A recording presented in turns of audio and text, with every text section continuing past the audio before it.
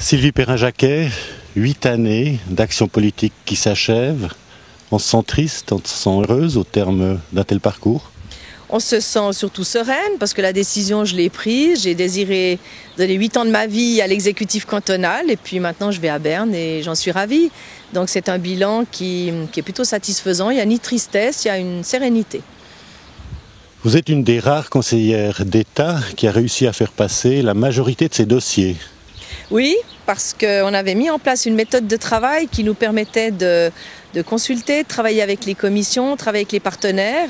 Et effectivement, à partir de là, vous arrivez après au Grand Conseil et vos rapports sont acceptés et tout un chacun en est satisfait. Pourtant, votre propre famille politique vous a pas toujours bien soutenu. Non, je pense que... Écoutez, ça tient au fait d'être une femme, certainement, d'avoir une vision, une manière d'entrer en politique différente. On doit concilier plusieurs vies et il est vrai que peut-être que certains ne l'ont pas toujours très bien saisi au départ.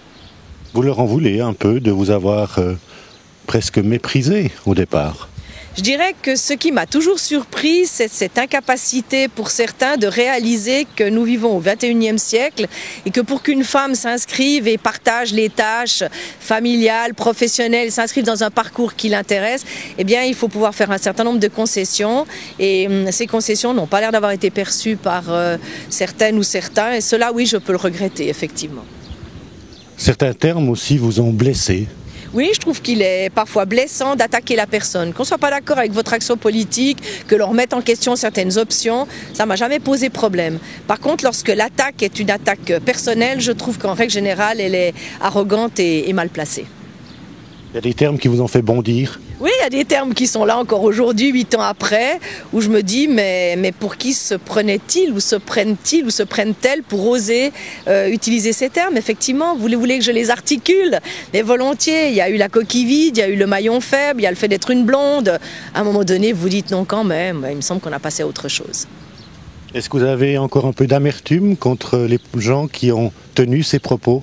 Non, c'est pas une question d'amertume, c'est le fait simplement qu'à un moment donné, il est tenu des propos à votre égard et ce qui me surprend, c'est que parfois ces propos sont repris alors qu'au fil du temps, votre engagement politique, il est toujours là, mais vous avez normalement dû convaincre, vous avez dû persuader les gens que vous menez votre action et que vous êtes responsable de vos dossiers. Et quand ça ressort de manière régulière ou irrégulière, vous dites mais on doit avoir pu passer ou tourner la page et c'est cela plutôt qui me surprend. Amertume, non. À propos des dossiers, il en est un qui reste vraiment d'actualité, c'est celui des HES. Et là, franchement, l'avenir n'est pas très rose.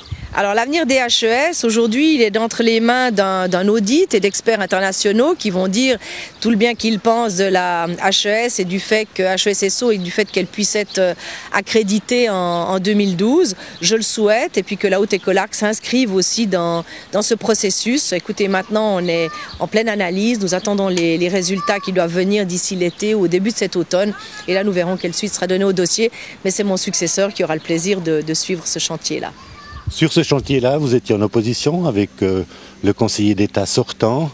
Est-ce que l'avenir va finalement vous donner raison? Alors j'espère en tout cas que l'avenir permettra et que l'avancement des dossiers permettra à la Haute École Arc d'avoir son positionnement et celui qu'elle mérite dans la HESSO, mais il y a un certain nombre de modifications qui ont déjà dû se faire, d'autres devront peut-être encore être programmées, mais comme je vous le dis, c'est le prochain Conseil d'État qui le décidera. Et le futur de Sylvie Perrin-Jacquet?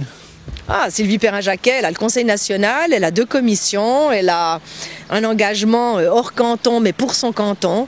Et j'avoue que pour moi, c'est quelque chose qui me réjouit. C'est en tout cas un enjeu que auquel j'ai envie de répondre et que j'ai envie de mener. Puis à côté de ça, j'aimerais vivre. Vivre un peu plus sereinement, vivre un peu plus libre? Ah ouais, vivre plus sereinement, pouvoir remener un certain nombre d'activités que j'ai dû laisser entre parenthèses et puis revoir des amis et me donner du temps effectivement pour voyager. Donc oui, ça c'est le côté sympa et je m'en réjouis.